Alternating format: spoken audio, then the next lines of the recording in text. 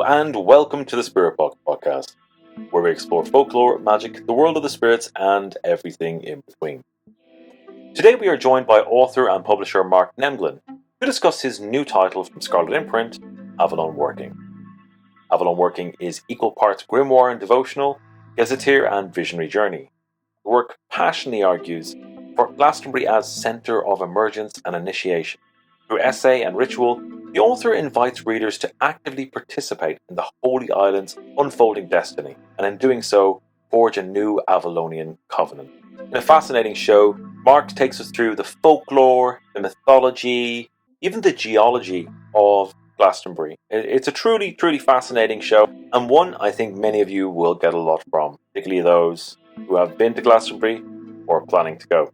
Now, in the Plus show, Mark gets into the detail regarding the rituals and spirits associated with Glastonbury, kind of a little bit more in depth into some of his practice, and we talk about some of the strange encounters that people have had in the Tor, and Mark shares his own incredible experience there. Now, if you'd like to hear the Plus show, the simple thing to do is just to come to Patreon and sign up to support the show, and you'll get the extended version of this show and all of the back catalogue, including, wow, I guess it's coming up to 4.5 years worth of Spirit Box, including all the different bonus shows and many, many extras.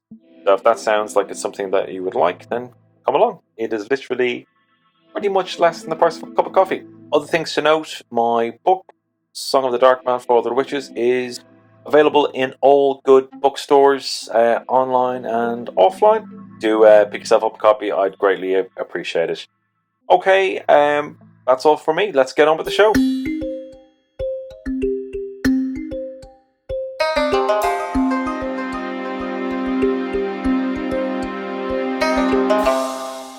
Okay, Mark Nemglan, it is a pleasure to welcome you to the Spirit Box. To get the show on the road, would you like to give the good people an introduction to yourself and your work? Yeah, thanks for having me, Dara. So my name is Mark Nemglan. I have a book out through Scarlet Imprint called Avalon Working, which is mainly what we'll be talking about today. But aside from that, I have a small micro publisher called Nemglan Press, where I release all sorts of books. There's a novel that is now out of print, but people seem to like that, called Shalat. There are other books about Cedar Manor, so the Norse magical system of cider, Okay. and its kind of transgressive male practitioners. Various other bits and bobs, poetry. So not a lot has been going on with Nemglan Press at the moment, because all my efforts have been focused on Avalon Working, but Yep. you know. So that's there it is. Here. Yeah, I've got the paperback. You've got the hardback. So yeah, I mean that's it in a nutshell. We'll talk about my practice, I think, at some point. But Sure. yeah, I mean, Yeah. I guess the last sort of 3 years I've been entirely focused on getting Avalon Working written, edited, photographed, formatted, working with Peter and Alkistis to get it ready for print. I think the pre-orders opened Equinox, the vernal equinox. Right. So it's available hardback, paperback, digital. I believe the fine edition is kind of more or less ready, so that should be available. Okay, cool. Should start seeing that next week, and that's going to Lovely. look really nice, hopefully. Fantastic. Well, it's a beautiful book, and wonderfully written. I really enjoyed it. Thank you. There's so much there, and there you've really done a huge amount of research, and it shows. Um, and one of the things I find really interesting about it is you've got this kind of division. Well, you've a couple of divisions in the book, but that bit where you kind of get into kind of the mythopoetic landscape, some of the history behind it, the folkloric history, um, and then you've got kind of a section going through to various rituals in terms of the key spirits, and deities in the area. So yeah, tremendous work. Really enjoyed it, and delighted to have you on the show to talk about it. So to start off I guess the kind of the conversation. I mean, just before we hit record, we kind of just discussed it, but um, the opening section, the Newman of the Holy Island, you break through kind of you go through a number of kind of different the sacred themes that come up again, and kind of like the red and white, the springs, the serpents. I also one thing I loved about this, and I love the attention to detail the Scarlets do, but they've got like the red ribbon and the white. I don't know if you can see that in the book here, Yeah, but yeah, the red ribbon and the white ribbon marker in the book. I was yeah. so good, you know. Well, the red and the white Yeah, themes carry, as you know, sort of carry on through the book like a yeah, through a stick of rock. So yeah. to have that carried through into the ribbons, Mm. yeah, it's a nice touch. It is a nice touch. So to get the conversation going around the areas you explore in the book, can you tell us a little bit about that kind of the first half of the book and some of the kind of the themes that you went into there? Yeah, I'll have a go because there's a lot There in is the a lot first there. We can say we got an hour and a half. We got plenty. We can take our time. part. And Glastonbury is a rabbit hole, really. You could spend your entire life kind of exploring it and researching it and talking about it. Um, so I guess, should we start at the beginning and talk about Glastonbury for people who don't know about Yeah, it? yeah. Let's do Um, it. so I guess its most sort of basic, fundamental level, it's a small market town in Somerset. Um, if you were travelling to Glastonbury, you would, you know, eventually see a hill with a tower on it, which would kind of rise up out of the surrounding very flat Somerset levels. Um, and then when you arrived in the town, you would walk around the town centre and you would notice that it's not like other towns. Um, all the shops are independent shops. There's some interesting characters walking around. People kind of dress differently. A lot of the shops are kind of new age shops selling crystals and Yeah, witchcraft supplies and that kind of thing. And the longer you spent there, the more you would realise that there's a whole kind of legendarium around Glastonbury. Um, it pulls in a lot of Arthurian legend, um, and the hill that you would have seen is Glastonbury Tor. So, if we think about it in various ways, if we look at Glastonbury sort of geologically, then that in itself is quite extraordinary because once upon a time, pre-medieval era, I think Glastonbury was more or less an island, at least on three sides. It was connected to the mainland through a narrow peninsula of land, but that peninsula of land itself was bisected by a linear earthwork, which you can still visit today, called Pontus Valum.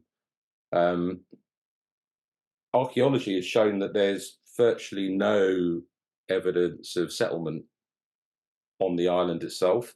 All the settlements were elsewhere around kind of Mere.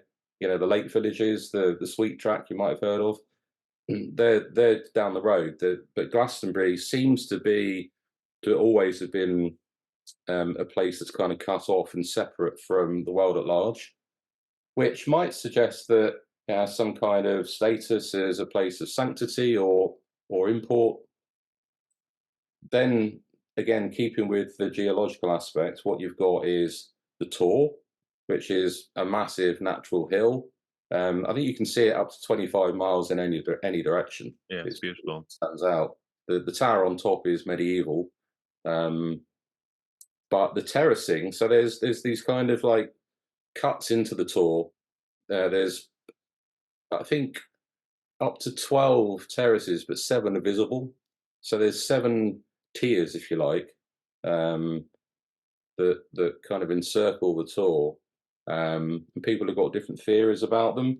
But the one that seems to be accepted by archaeologists is that they're partly a result of natural erosion, but they've been modified in the Neolithic as well to really kind of stand out as prominent terraces. And then the thing that's kind of most extraordinary that that we can witness now is that at the base of the Tor, you've got two freshwater springs, a red one and a white one. that rise more or less next to each other. Now, allegedly, there were up to, I think, 7 or even 12 natural springs around the Tor, but they've been capped or they've just diminished and faded away. Quite recently, there were 3 springs. There was the Blood Spring, which we now call the Red Spring, and then there was the Chalice Spring and I think the Lady Spring. At least one of which has become the White Spring. But what's important is that where we are kind of now, the state of affairs is we've got 2 springs. The Red Spring, which is a chalybeate spring, which means that it's iron rich, so it stains everything red. Right. And you can visit it now, Chalice Well Gardens, and you will see that the route that it takes through the garden, the water stains everything red. Conversely, the White Spring is a calcium-rich spring, which stains everything white. It kind of leaves a crust of lime everywhere. So you've got these red and white springs that, are sort of very evidently red and white, and to all intents and purposes, have healing properties. As far as a lot of people are concerned, they do. And there's a whole load of symbolism related to the red and the white. So that's kind of the geological Glastonbury in a nutshell. We can think about it sort of mythologically as well. So there's a whole bunch of legends of folklore and mythology around Glastonbury. It's reportedly the place where Taliesin brought the mortally wounded King Arthur, and he was laid to rest. He was received by, according to Geoffrey of Monmouth, the island was occupied by 9 maidens, 9 sort of sorcerer virgins, headed by Morgan, and they received the dying King Arthur and tended to his wounds. And one of the legends is that King Arthur is buried at Glastonbury. And in fact, in I think the 12th century, Glastonbury Abbey allegedly found the body of King Arthur and Queen Guinevere. They found a lead cross buried with those 2 interred bodies that said, "Here lies King Arthur," so on and so forth. That may well have been a ruse by the Abbey just to raise funds. Right. They'd had a fire, they needed money, they didn't have any saints within the Abbey with which to kind of develop a sort of any kind of pilgrimage. So it might have been a ruse. There's also other Arthurian legends around the Grail. So the Grail in some form might be buried at Glastonbury, either under the Tor or Chalice Hill. And then related to all this kind of stuff, you've got the legend of Joseph of Arimathea, the uncle of Jesus Christ, arriving. One of the stories is he arrived with a young Jesus, and Jesus was educated by the Druids, and then began his ministry. So that kind of period of time where no one knows what Jesus was up to. One of the stories is he was in Glastonbury being taught Druidry. And then the other one that's better known is Joseph of Arimathea returned to Glastonbury as a tin merchant, possibly, bringing with him 2 cruets, 2 like small vessels, one containing the blood of Christ, so it's red, and one containing the sweat of Christ, so it's white. So 2 red and white cruets, which he buried in Chalice Hill. So that continues the red and white theme. He also when he arrived, set foot on another hill. There are 4 hills in Glastonbury. So he set foot on a hill called Wearial Hill, planted his staff in the hill, which then grew miraculously into the Glastonbury thorn that flowers every Christmas. So that's been attacked like over history for various reasons. And I think in 2009 it was vandalized and finally removed. But I think there might be a new one. Oh wow, that's cool. Set up. So you got all that stuff as well. And I think finally there might be other stuff we could talk about, but from the perspective of the book, one of the kind of most important sort of mythic elements of Glastonbury is that the Tor is an entrance to the underworld. Yeah. So the Welsh underworld is called Annwn, and there's a legend of St. Colin, whereby St. Colin goes to the top of a hill, presumably Glastonbury Tor, and he meets a fairy king called Gwyn ap Nid, and his entire retinue are there. And St. Colin throws holy water over the fairies, and they disappear. But this kind of legend is built up that the Tor is a point of ingress and egress to the realm of fairy, which is also, an underworld. Yeah. It's referred to as Annwn. So I think that's probably it mythologically. Something else that kind of intersects with all this is, so there's a researcher and a writer called Nicholas Mann who lives in Glastonbury, and has written loads of fantastic books about all of the Avalonian arcana, all of the stuff that we're talking about now. So I can't claim that this is my idea, but he asserts that there are 2 aquifers beneath in the Tor. So an aquifer is basically just a reservoir for water that ultimately kind of trickles down through the geology and then bursts through as a spring. So we've talked about the red and the white springs. He argues that in the Tor there's a red and white aquifer. The white one is at the top, the red one's at the bottom. So basically rainwater percolates into these aquifers, it's stored there, and then flows down through the geology to the points where the springs rise. So if you just kind of picture that in your head, that in itself is quite interesting, that the Tor has got, well, the Tor's got lots of functions, but it's an entry point to the other world, and it's also the place where these sort of sacred waters almost kind of gestate in the womb of the earth.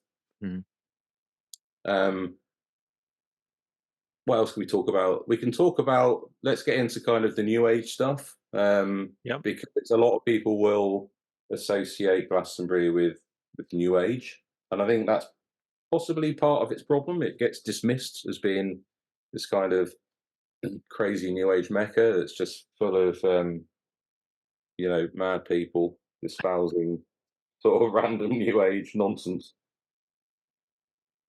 And I guess one of the arguments in my book is that it's more than that, a lot more than that. Yeah. But there's a guy called John Michel, who some people might have heard of. He was a writer in the 60s, 70s, and 80s. He died now, unfortunately. But he is one of the kind of main movers and shakers in turning Glastonbury into what it is today.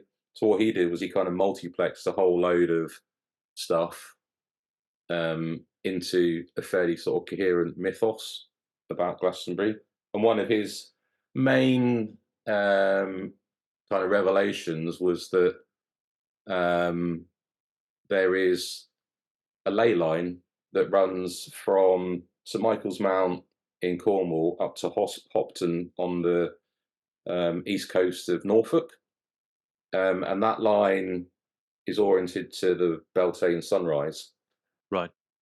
and the line passes through lots of churches, I guess, primarily, that are located on high ground that are dedicated to St. Michael. Right. So we could talk about St. Michael for ages, and I won't do that, but St. Michael has been effectively sort of, I guess, deconstructed and decoded as like an analog of Apollo. So he kind of is a sun god. He sort of represents the Right. sun, essentially. And one of the points at which this ley line passes through is Glastonbury Tor. All well and good. Now, in the 1980s, there was a dowser called Hamish Miller, who, along with a guy called Paul Broadhurst, wrote a book called The Sun and the Serpent.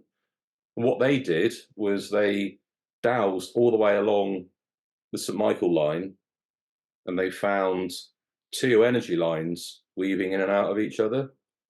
The Michael line, which is the male line, follows the kind of high places all the way along the line, but they found a second line, which is a female line. It's like, got a female polarity, and they called that the Mary line. And that follows like the valleys and the low places. So what they found is that uniquely on the line, when those two sort of telluric forces converge on Glastonbury Tor, they cycle up the terraces, and then basically they form a vulva and a phallus. So the two energy forces meet at the summit of the Tor in a kind of symbolic representation of a kind of sacred marriage, like a union. Yeah.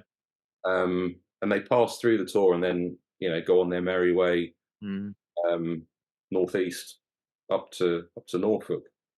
So again, if you think about what we were talking about earlier, just to kind of give people something to conceptualize, you've got the Tor, which has two opposing but complementary telluric energies passing into it, which you could describe as red and white energies.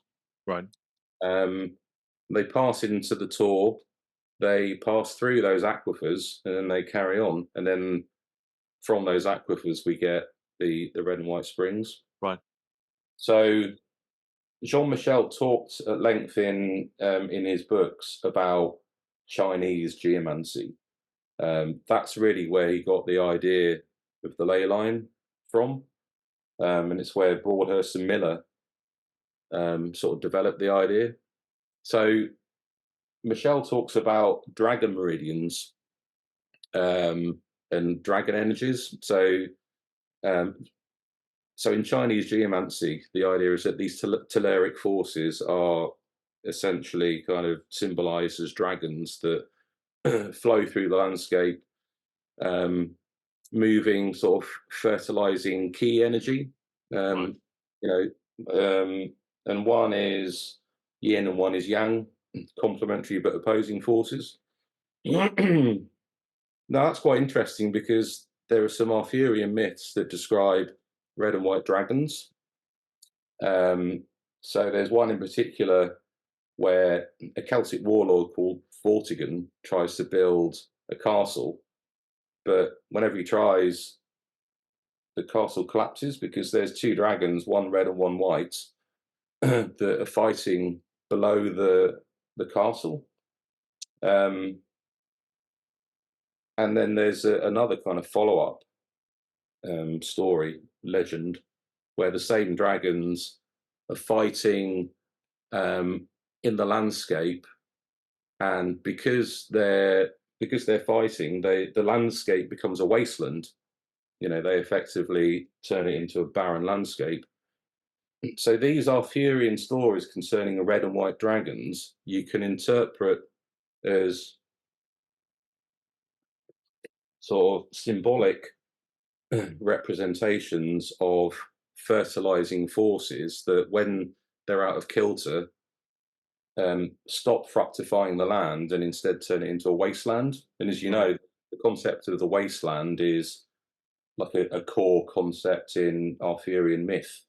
Um, so yeah, the role of these serpent energies or dragon energies is to move through the landscape and fructify it, and that's supported by these kind of legends in Arthurian myth. Right. Um, so I've kind of given you an overview of, I think, sort of the whole thing there, really, because the red and the white is kind of pretty important in the book.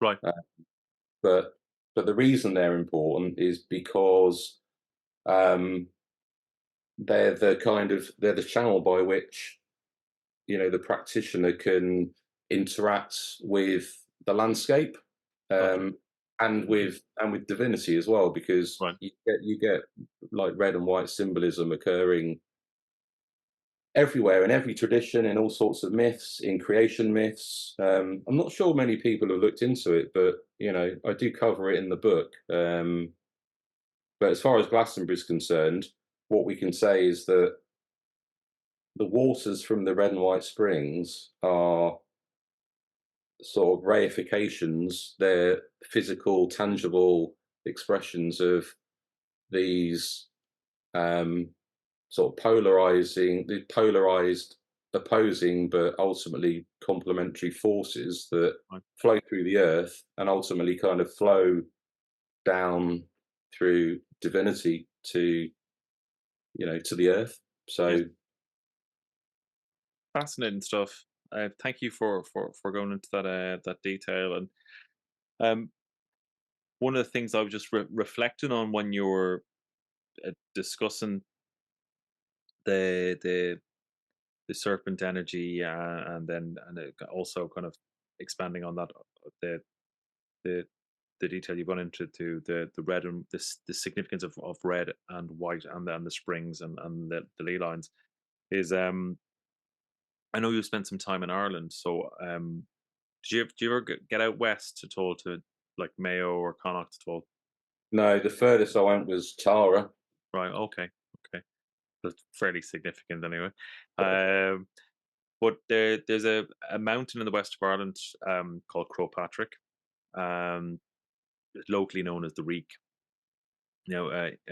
Originally, um, it was some sort of site of sun worship. So on the quarter days in like April and August, it looks like the sun rolls down the side of the mountain.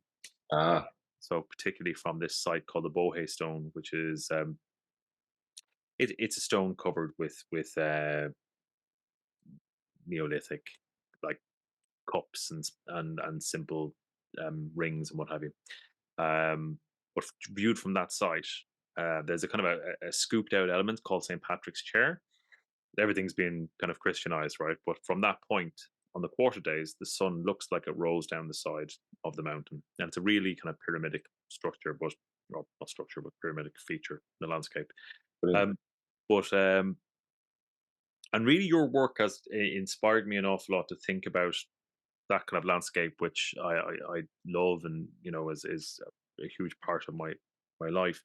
Um, to look at it in that way, and just while you were talking there, it, there's some interesting kind of overlaps, because Patrick's said to spend 40 days, 40 nights on the summit of Croagh Patrick, praying, and from there he cast the serpents, all the snakes in Ireland, to the bay below. But there was one great beast, if I remember correctly, called the Carnac, the great devourer, kind of this serpent, huge serpent, Right. and he drove the serpent into a place called Loch Derg, or he followed him to Loch Derg. And Loch Derg is in Donegal. It's a site of a Catholic pilgrimage still to this day. So people go there and they fast for a week, and they pray, and they on the island, on the lake. It's quite an intense, like, kind of, I've heard of that. Yeah. yeah, kind of penitive pilgrimage.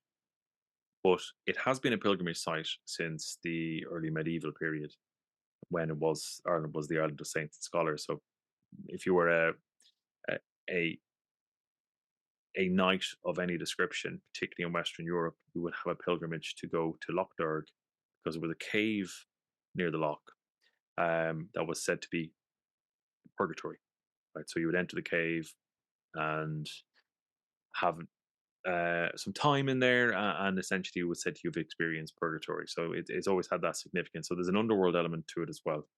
Um, but the Carnac is said to have devoured Patrick in the lake, and very similar to kind of Joan and the Whale type story. But he's said to have kind of cut his way out with his crozier. And so Derg means red, right? It's a corruption of Dairig, which is the color red. So it's red lake. Yeah. And the blood of the serpent turned the lake red.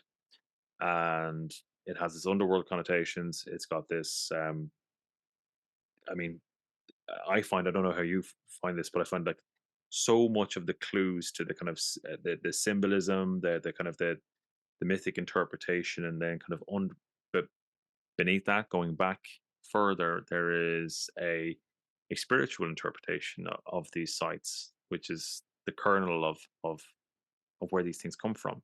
Um, but Yeah. yeah, I just had to get that out. Oh, Yeah, that's yeah, fascinating. And while you was talking, I was thinking of something. I might have got this wrong, but so the serpent that you say translates as devourer, yeah, Jorgmandir, who is the world serpent in Norse myth, yeah, is a Jotun, I think, otherwise known as a giant. But Jotun yeah. translates as devourer. Really Yeah. interesting. Um, and also, you mentioned about the sun kind of rolling up or Yeah. down the edge of the mountain. I mean, that's exactly a phenomenon that, again, Nicholas Mann has written about on the Glastonbury tour. So Wow. No there's a hill way. called Edmund Hill. So one of the four, so the four hills in Glastonbury are the Tor, Chalice Hill, Wiriel Hill, and Edmund Hill. On top Right. of Edmund Hill, there's a Neolithic viewing platform. If you stand there, um, you can still see it now. In the Neolithic, as a procession, the sun would have been in a slightly different place, but on midwinter sunrise, you can see the sun roll up the Right. Right. steep northern slope of the Tor. Fascinating. Fascinating. Um, so it's almost, and yeah, this kind of stuff like blows my mind because it's almost as though there are lots of sites around the world that, whether by happenstance or whether they've been sort of engineered, they seem to exhibit sort of Mm, um, similar kind of phenomena. right. Um, and my theory is that they are ritual landscapes, essentially, Yeah. or Yeah. symbolic landscapes, or shamanic landscapes, or um, mythic landscapes, whatever you want to call them. But these landscapes always conform to a pretty standard layout, which is they have what's called like an axis mundi in the middle, which is always either like a tree or a mountain or a hill or a temple, um, usually a high place, that that axis mundi is a point that connects the celestial and the chthonic. Right. You know, the realm Yeah. of the gods above and the realm of the gods of the underworld below, and they provide a means of transit for souls of the dead and deities to kind of move between the two. Right. You also quite often get like springs around the base of the axis mundi, or kind of streams or rivers flowing out. So Mm, um, the Irish underworld conforms to that sort of structure. I think there's a tree in the middle and four springs that kind of mm, flow out from it. So um, and quite often they're an island as well, and quite often there there are significant alignments and orientations quite often to the solstices. yeah. Um, and this is consistent through cultures. So, the Etruscans laid out their towns on this basis. The Warao Amaret, American Indian tribe have a similar layout. The medicine wheel, the Hopi medicine wheel, Yeah. is structured in the same way. You just kind of see it again and again and again. Yeah. Yeah. And they're sort of manifested in these specific locations that all Mm. conform to sacred geography. Um, and what's and I don't want to talk about Atlantis really because I just discovered today it's quite a dodgy topic. If you start talking about Atlantis, then like Graham Hancock has done, then um, you can be accused of being a white supremacist allegedly, um, because you're claiming that white saviors arrived in these primitive cultures and imparted sort of spiritual and physical technologies to them. They didn't kind of evolve to learn this stuff themselves. I'm not saying that at all, but the myth of Atlantis also conforms to the structure we've been talking about. So Plato describes the central island of Atlantis as containing a flat plain from which rises a mountain with a temple on top, and two springs rise at its base. One of them cold, one of them warm. Now, to me, that sounds, if you wanted to describe the geology of Glastonbury, that's pretty damn similar. Right. Right. Yeah. And interestingly, also Plato describes um, how Atlantis is built from red and white stone. Mm. So we're back to the red and white again. Yeah. Yeah. Yeah. It's so interesting. And incidentally, Alfred Watkins, who kind of didn't discover ley lines but popularized the ley line concepts, he talks Right. about um, the ley line phenomenon essentially being trade routes. And he calls there are two, I think there's three routes, but the ones that he talks about most are a red route and a white route. Okay. So, Um. it just crops up everywhere. Yeah. Yeah. I can see that. It's absolutely fascinating. Um. The the the landscape around um Patrick, there's a pilgrimage line from a place called Ballanturber Abbey, and it's called the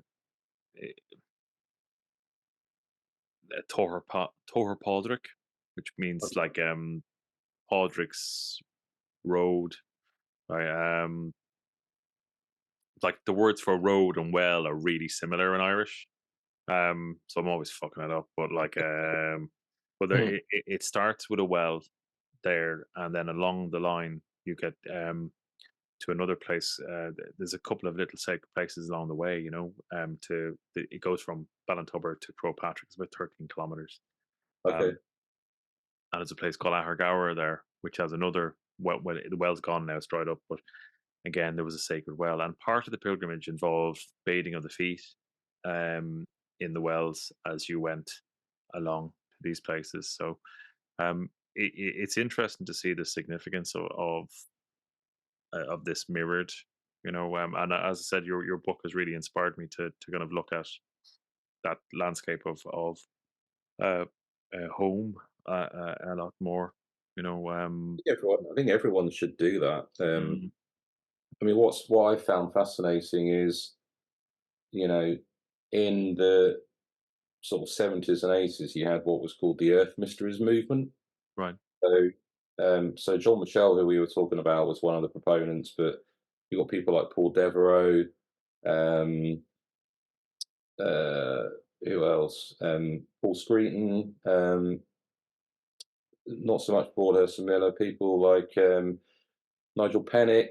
So they were trying to approach the whole kind of ley line phenomenon that Alfred Watkins had laid down from a right, more scientific perspective. Um, but it kind of faded out. Like they investigated ley lines, sort of earth energies, They found a lot of terrestrial zodiacs, so that's something else that Glastonbury is sort of well known for, like the first ever terrestrial zodiac found by Catherine Maltwood. But then all that faded out in the 80s. But what you've got now through fanzines like Hellebore and Weird Walk and others is a kind of renewed interest in this kind of stuff, folklore, mythology, sort of folk, the kind of folk calendar, the folk magical calendar. Right. But they kind of stop. They don't kind of go any further. They kind of write about folk festivals and sort of sacred sites, megalithic culture, all that kind of stuff. But they don't go to the next step, which is, what do you do when you're at these sites? Right. Okay. That was one of my kind of motivations for writing the book, really, because I've seen so many people go to Glastonbury, walk around the different sites, and just kind of not know what to do. Right. They desperately want to kind of connect in some meaningful way with them, but they don't really know sort of how to do it. So for me, the next level up from having an interest in these sacred sites and visiting them is finding out methodologies or techniques for how you kind of interact with them magically, I suppose, in a way that kind of acknowledges their sanctity, but also tries to connect with the genius loci, the spirits of place, the atmosphere, when you visit these places, there's something kind of tangible about them.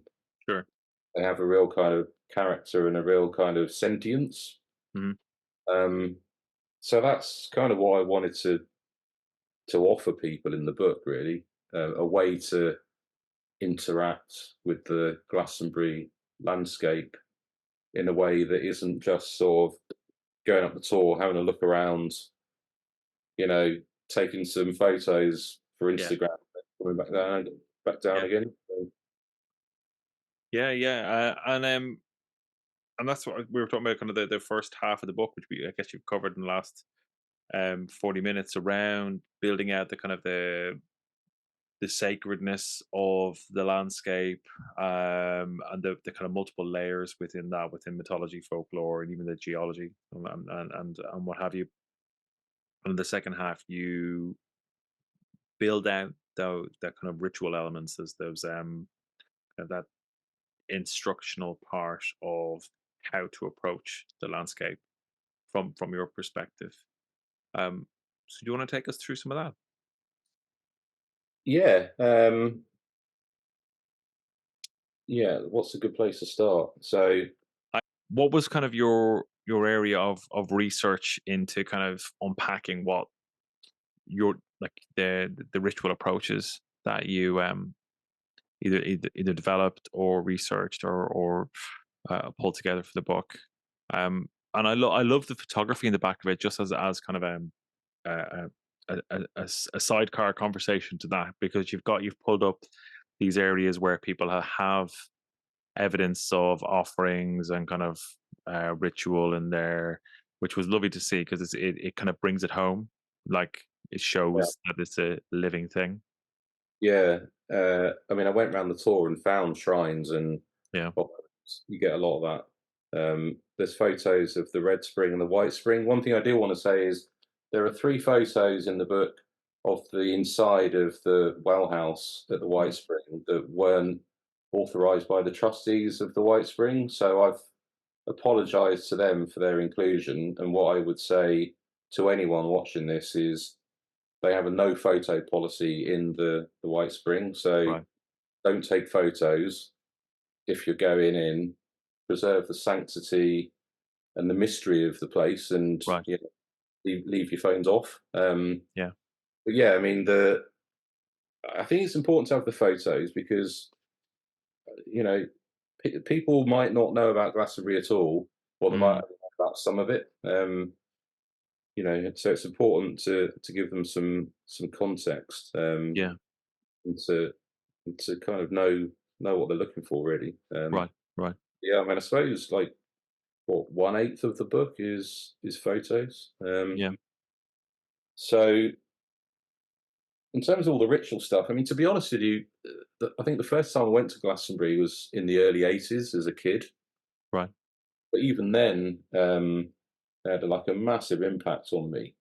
Um, we were on holiday, me and my folks, and I was getting dragged around all these various places and had no interest at all. But I remember vividly, even now, arriving in Glastonbury, didn't know what it was, wasn't interested.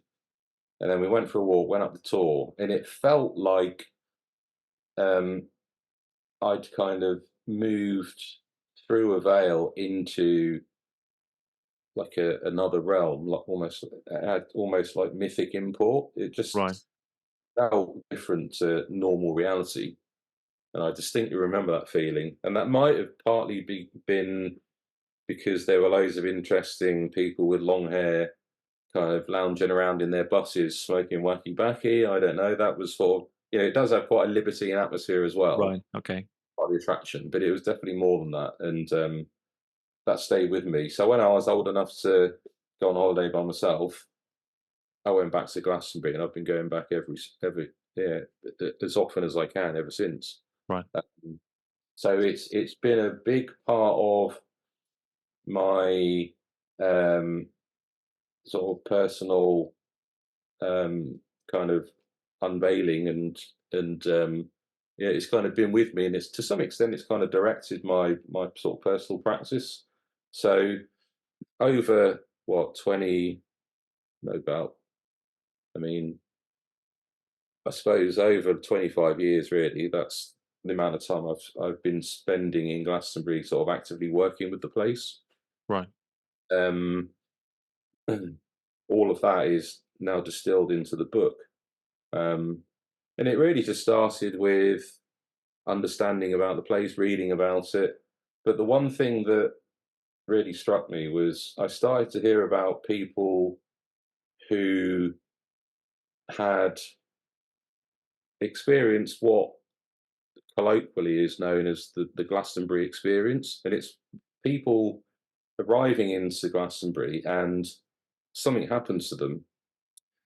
They undergo some kind of trauma, some sort of, really quite profound emotional breakdown.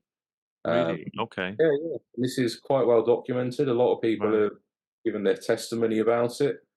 Um, and it freaks people out, and Mm. sometimes they leave or they stay and they come out the other side with a lot more kind of self-awareness, and it's almost like they're being forced through an initiatory process, Right. Okay. going through a chapel perilous, um, and it's really odd. And I'd had something a bit similar to that, not quite as dramatic, but um, what I and lots of other people have felt in Glastonbury is that it has personhood, it has agency. Mm. There's this kind of sentience to the place, and you can feel it.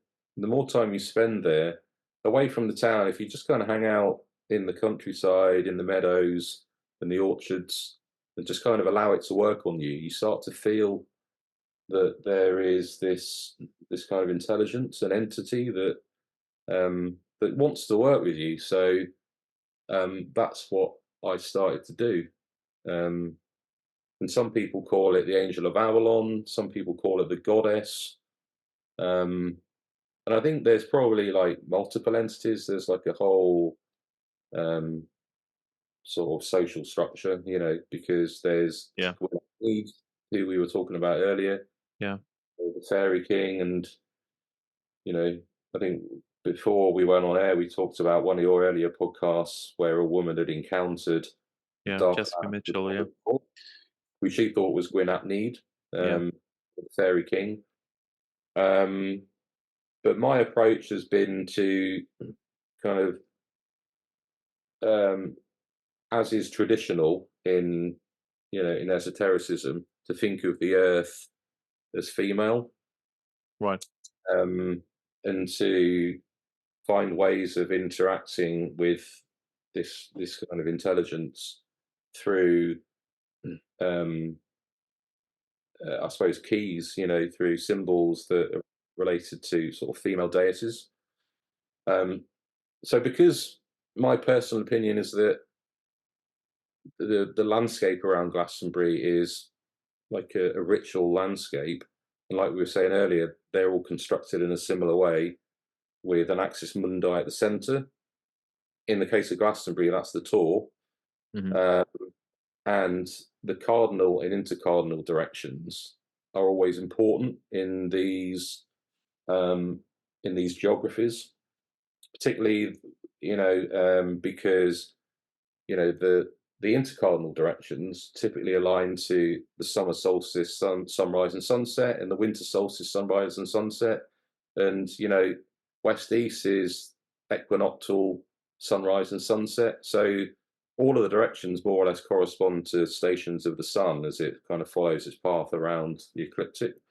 So um, and in a lot of these in a lot of cultures where these landscapes play a pivotal role, the deities are located um, at each of the cardinal points Right. and intercardinal points, and that's not controversial because, as we know,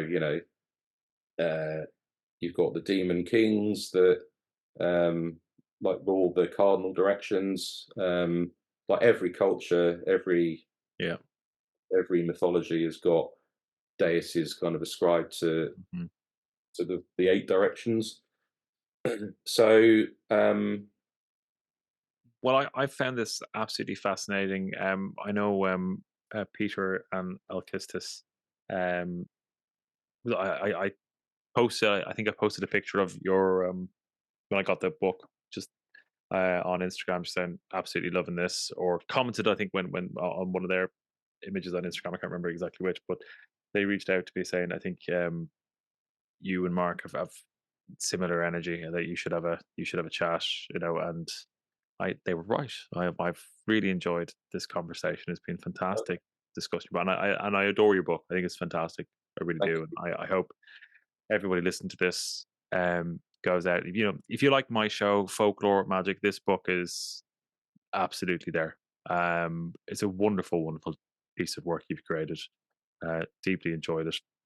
you, appreciate it. Um, and now that I've finished flattering your book, So get yours and read it, and I'm sure it's going to blow my mind. So okay, I'm yeah, looking forward to cool. that. Yeah. But if people want to find out more about you, or they want to pick up a copy of the book, where's the best place for them to do so? So I'm on Instagram and I've got a Substack. But all the links are on Instagram. So I think it's Nemglan_press.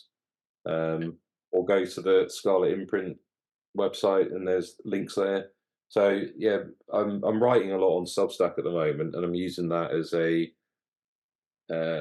an opportunity to explore some other stuff that didn't make the cut into the book. Right.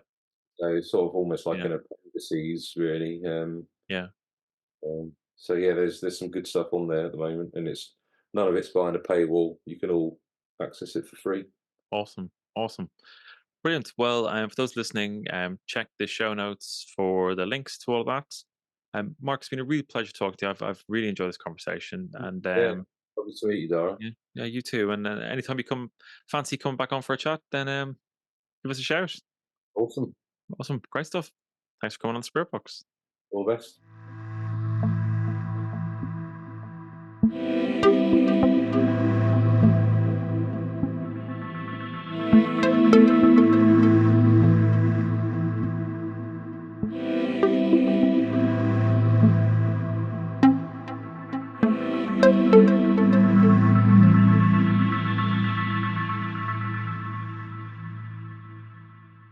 I do hope you all enjoyed that.